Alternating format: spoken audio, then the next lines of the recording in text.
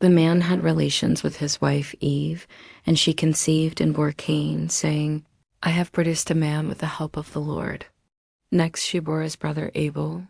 Abel became a keeper of flocks, and Cain a tiller of the soil.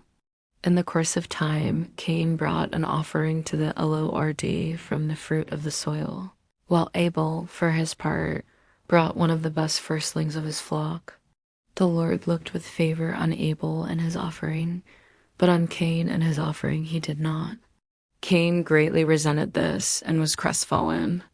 So the Lord said to Cain, Why are you so resentful and crestfallen? If you do well, you can hold up your head. But if not, sin is a demon lurking at the door. His urges toward you, yet you can be his master. Cain said to his brother Abel, Let us go out in the field. When they were in the field, Cain attacked his brother Abel and killed him. Then the Lord asked Cain, Where is your brother Abel? He answered, I do not know. Am I my brother's keeper? The Lord then said, What have you done? Listen, your brother's blood cries out to me from the soil. Therefore you shall be banned from the soil that opened its mouth to receive your brother's blood from your hand. If you till the soil, it shall no longer give you its produce. You shall become a restless wanderer on the earth. Cain said to the Lord, My punishment is too great to bear. Since you have now banished me from the soil, and I must avoid your presence and become a restless wanderer on the earth, anyone may kill me at sight. Not so. The Lord said to him, If anyone kills Cain, Cain shall be avenged sevenfold. So the Lord put a mark on Cain, lest anyone should kill him at sight. Cain then left the Lord's presence and settled in the land of Nod, east of Eden. Cain had relations with his wife, and she conceived and bore Enoch. Cain also became the founder of a city, which he named after his son Enoch. To Enoch was born Irad, and Irad became the father of Mehujael. Mehujael became the father of Methuselah, and Methuselah became the father of Lamech. Lamech took 2 wives. The name of the first was Ada, and the name of the second Zillah. Ada gave birth to Jabal, the ancestor of all who dwell in tents and keep cattle. His brother's name was Jubal. He was the ancestor of all who play the lyre and the pipe. Zillah, on her part, gave birth to Tubal-Cain, the ancestor of all who forge instruments of bronze and iron. The sister of Tubal-Cain was Naamah. Lamech said to his wives, Ada and Zillah, hear my voice. Wives of Lamech, listen to my utterance. I have killed a man for wounding me, a boy for bruising me. If Cain is avenged sevenfold, then Lamech 77-fold. Adam again had relations with his wife, and she gave birth to a son whom she called Seth. God has granted me more offspring in place of Abel, she said, because Cain slew him. To Seth, in turn, a son was born, and he named him Enosh. At that time men began to invoke the Lord by name. This is the record of the descendants of Adam. When God created man, he made him in the likeness of God. He created them male and female. When they were created, he blessed them and named them man. Adam was 130 years old when he begot a son in his likeness, after his image, and he named him Seth. Adam lived 800 years after the birth of Seth, and he had other sons and daughters. The whole lifetime of Adam was 930 years. Then he died. When Seth was 105 years old, he became the father of Enosh. Seth lived 807 years after the birth of Enosh, and he had other sons and daughters. The whole lifetime of Seth was 912 years. Then he died. When Enosh was 90 years old, he became the father of Kenan.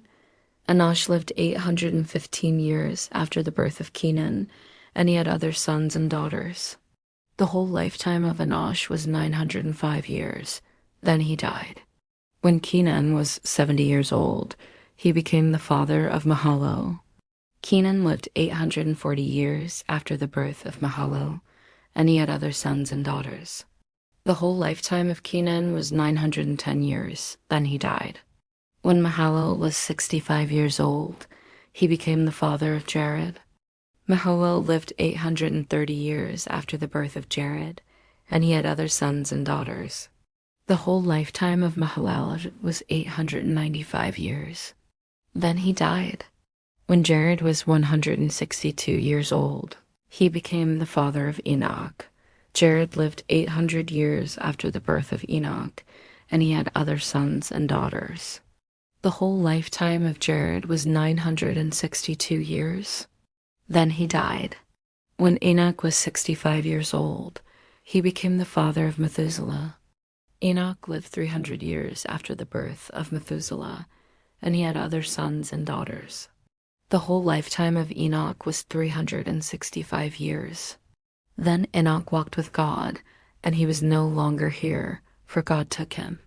When Methuselah was 187 years old, he became the father of Lamech. Methuselah lived 782 years after the birth of Lamech, and he had other sons and daughters. The whole lifetime of Methuselah was 969 years. Then he died. When Lamech was 182 years old, he begot a son and named him Noah, saying, "Out of the very ground that the Lord has put under a curse, this one shall bring us relief from our work and the toil of our hands." Lamech lived 595 years after the birth of Noah, and he had other sons and daughters. The whole lifetime of Lamech was 777 years. Then he died. When Noah was 500 years old, he became the father of Shem, Ham, and Japheth. When men began to multiply on earth and daughters were born to them, the sons of heaven saw how beautiful the daughters of man were, and so they took for their wives as many of them as they chose. Then the Lord said, "My spirit shall not remain in man forever, since he is but flesh. His days shall comprise 120 years. At that time the Nephilim appeared on earth, after the sons of heaven had intercourse with the daughters of man, who bore them sons. They were the heroes of old, the men of renown. When the Lord saw how great was man's wickedness on earth, and how no desire that his heart conceived was ever anything but evil, he regretted that he had made man on the earth, and his heart was grieved. So the Lord said, "I will wipe out from the earth the men whom I have created, and not only the men, but also the beasts and the creeping things and the birds of the air, for I am sorry that I made them." But Noah found favor with the Lord. These are the descendants of Noah. Noah, a good man and blameless in that age, for he walked with God, begot 3 sons, Shem, Ham, and Japheth. In the eyes of God, the earth was corrupt and full of lawlessness. When God saw how corrupt the earth had become since all mortals led depraved lives on earth, he said to Noah, "I have decided to put an end to all mortals on earth. The earth is full of lawlessness because of them, so I will destroy them and all life on earth. Make yourself an ark of gopher wood, put various compartments in it, and cover it inside and out with pitch. This is how you shall build it.